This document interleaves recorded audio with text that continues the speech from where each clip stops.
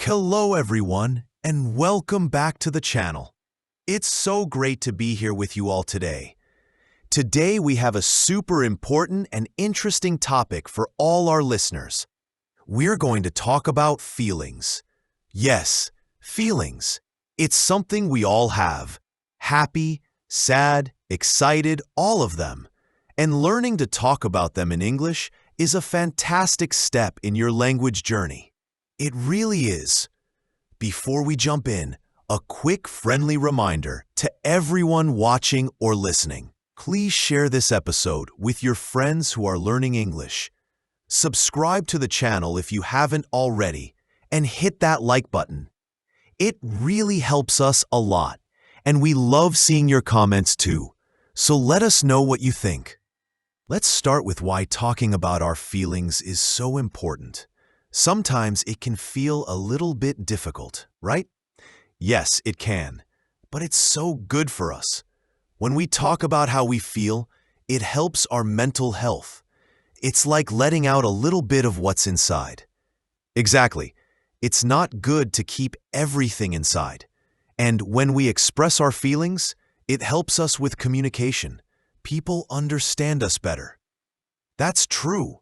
If I'm feeling happy and I tell you, I'm so happy today, you understand me better. And it helps our relationships too, with friends, with family. Totally.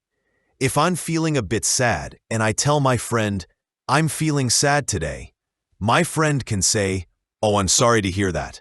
Can I help? It builds a stronger connection. It's like a little bridge between people. That's a great way to put it. So talking about feelings is good for our mind, good for understanding each other, and good for our friendships. Wow. Yes. Wow. Now, for our amazing English learners, let's go over some basic words for feelings. These are words you hear every day. Absolutely. Let's start with some easy ones.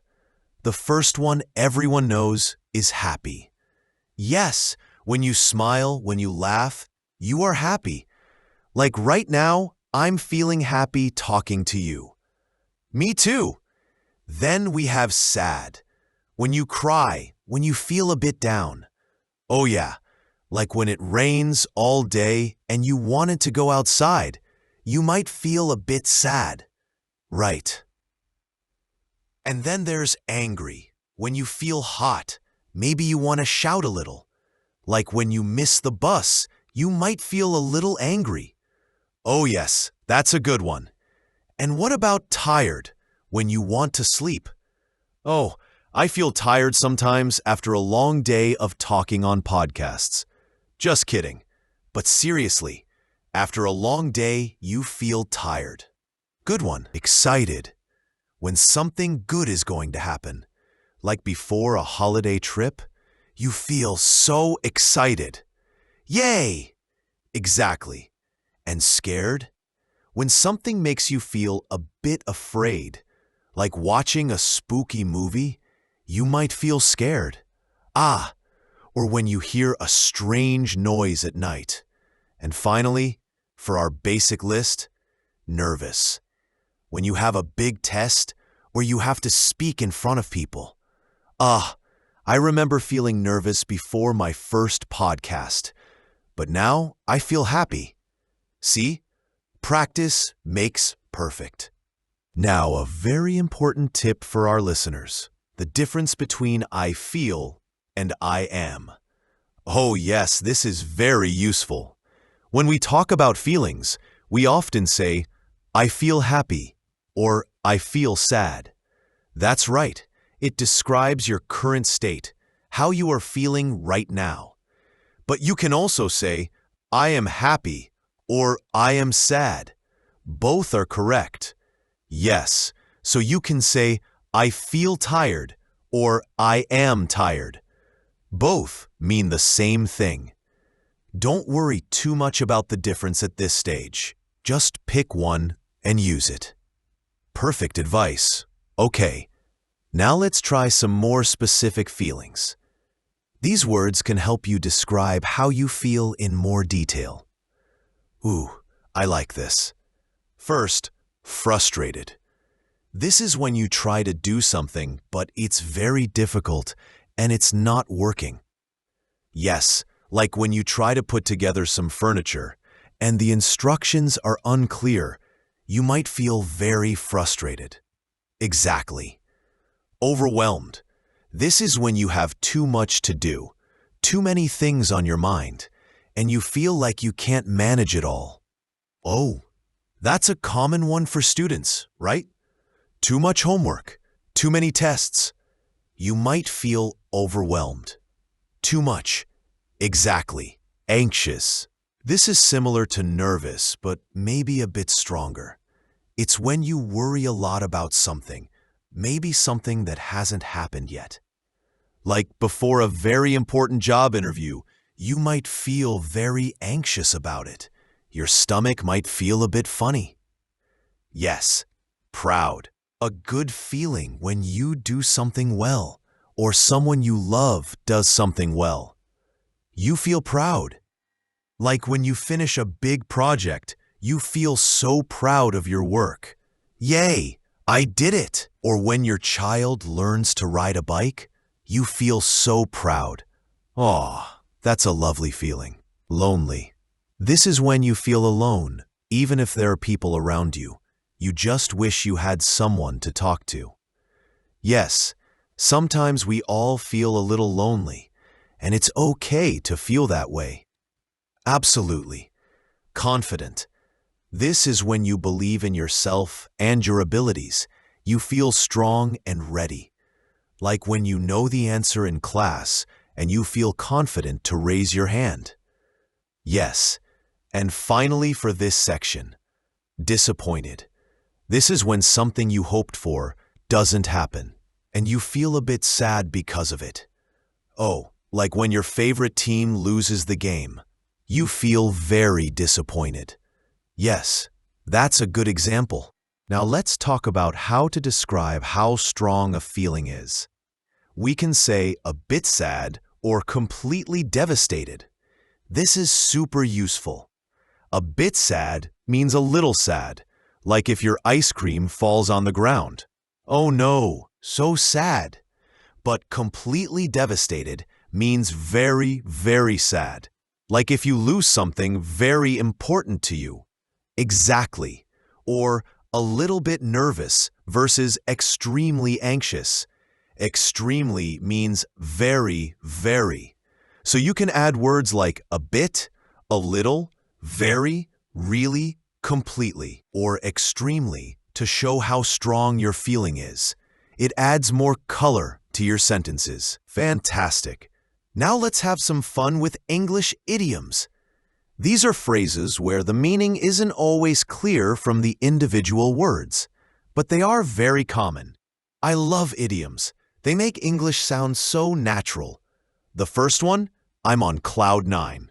Cloud nine means you are extremely happy, like you are floating in the sky. My vacation starts tomorrow. I'm on cloud nine. That's a great feeling. Then, I'm feeling under the weather. This one means you are feeling a bit sick, not completely well, like you have a cold. I can't come to the party tonight. I'm feeling under the weather. Yes, it's a nice way to say you're not feeling well without being too specific. Next, walking on eggshells. Oh, this one is interesting. If someone is walking on eggshells, it means they are being very careful not to upset someone because that person is easily angered or sensitive. Like you have to be very careful with what you say. Yes, like fragile eggs. You don't want to break them. And finally, it broke my heart. This means something made you very, very sad or deeply disappointed. Like when my dog ran away, it broke my heart. Oh, that's so sad. These idioms are really fun, but they take a little practice to remember. They do, but hearing them and using them will make them stick. So we've talked about how to say how we feel. Now, how do we ask others how they are feeling? It shows you care. A simple one is, how are you? But sometimes people just say, I'm fine. If you want to know more, you can ask, how are you really feeling? That's a good one. It shows you are truly interested. Or if someone looks a little sad, you can ask, do you want to talk about it? Perfect. It gives them a chance to share. But they don't have to if they don't want to. It's an open door. And another one, if someone seems deep in thought or worried, you can say, is something on your mind? Ooh, I like that one. Is something on your mind? Means, are you thinking about something difficult or are you worried? These are very gentle ways to ask, and they're so helpful for connecting with people. After someone shares their feelings, how do we respond? We want to be kind and understanding. We call this empathy. Yes, empathy means understanding and sharing the feelings of another person. So if someone tells you they are sad, you can say, that must be really hard. It shows you understand that their situation is difficult. Or, I understand how you feel. Yes, it means you can relate even if you haven't been in the exact same situation. Another good one, I'm here for you. This is so powerful. It means I will support you. You are not alone. And a simple but very important one. Thanks for sharing that with me. Yes, when someone shares their feelings, it's a big step. Saying, thanks for sharing that with me, shows appreciation and trust, and it encourages them to share again in the future. These phrases really help build strong relationships. Okay, let's imagine some real-life situations and how we can use our new feelings vocabulary. Great idea. Let's say you had a really bad day at work. How would you describe your feelings? After a bad day at work, I might say, I'm feeling tired and a bit frustrated today. The computer was slow and I had too many meetings. Good one. Or, I'm feeling a bit overwhelmed after all that work today. Perfect. Now what about describing excitement before a trip or a big event? Oh, that's easy. I'm so excited for my vacation next week. I can't wait. Or, I'm on cloud 9 about the concert tomorrow. Love it. And what if you want to express sadness after a breakup or a disappointment? This can be difficult, but it's important to talk about. Yes, it is. You might say, I'm very sad about the breakup. It broke my heart. Or, I'm really disappointed that the project didn't work out. These examples show how we can use different words to match the situation. It makes your English sound much more natural. Exactly. Practice these in your head or even out loud. Now let's talk about feelings at work. Sometimes it's hard to talk about stress in a professional way. It is, but it's also important for our well-being. If you're feeling too much pressure, you can say, I'm feeling a bit burned out. Burned out means you are extremely tired and stressed from too much work, like a candle that is burned completely down. Yes, and if you need a break, you can say, I need a mental break. A mental break means you need a short time away from work or thinking, just to relax your mind. It's very common to feel this way sometimes. These phrases are good for talking to a manager or a colleague if you need to. They are polite and professional. Very useful. Let's talk a little bit about how different cultures express emotions.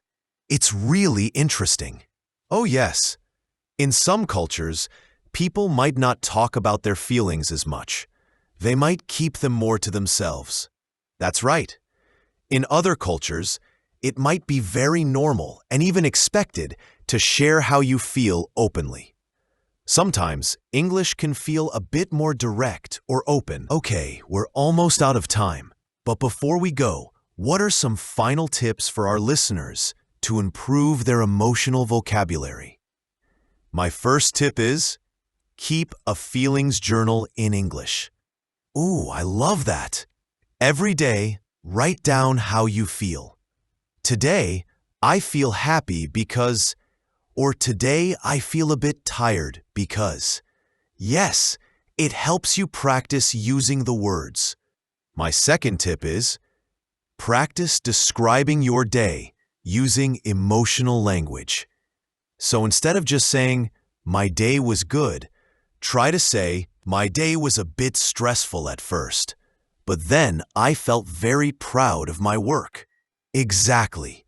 The more you practice, the easier it becomes. Don't be afraid to make mistakes. That's how we learn. That's fantastic advice. And remember, everyone, talking about your feelings is a journey, both in English and in life. Be patient with yourself. Absolutely. And we are so proud of all of you for learning and growing with us. Well, that's all for today's episode. Thank you so much for joining us. Remember to subscribe to our channel. Share this episode with your friends. Hit that like button, and we would love to hear from you. Leave a comment below and tell us, how are you feeling today? Or what was one time you felt super excited? We can't wait to read your comments. See you next time, everyone. Bye-bye.